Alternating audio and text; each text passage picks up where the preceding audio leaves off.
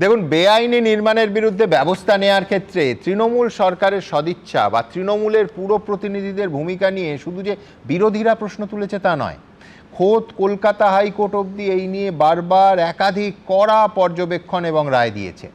Garden রিচে বেআইনি বহুতল ভেঙে ১৩ জন মানুষের মৃত্যুর পর যে একাধিক জনস্বার্থ মামলা হয়েছিল, তার শুনানিতে কলকাতা হাইকোর্টের তৎকালীন প্রধান বিচারপতি টি.এস. শিবজ্ঞানম একেবারে সরাসরি অ্যাডভোকেট জেনারেলের উদ্দেশ্যে বলেছিলেন, কোট আনকোট, রাজনৈতিক সদিচ্ছা না থাকলে শুধু সরকারি বিধিনিষেধ তৈরি করে কিচ্ছু হবে না।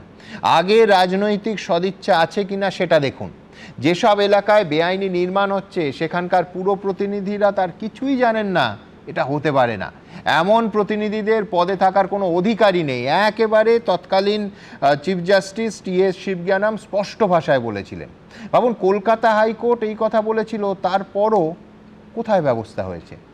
স্বপনদা স্বাভাবিকভাবেই এখন লোকে তৃণমূলকে দায়ী করছেন, তারা দেখছেন, সজলরা দেখছে, কিন্তু গোটা সিস্টেমটাকে যদি আমূল বদলানো না যায়, ৬ মাস পরে এই তীরটা মানে অভিযোগের আঙুলটা একেবারে সরাসরি বিজেপির দিকে ঘুরে যাবে। তখন আর তৃণমূল নয়, পাবলিকও বলবে স্বপনদা যে সেই একই, যে যায় লঙ্কায় সেই হয় রাবণ। কাজটা যে কঠিন কোনো সন্দেহ নেই, কিন্তু আপনারা এই পচা ব্যবস্থাটাকে কোনো এটা পরিবর্তন আনতে পারবেন?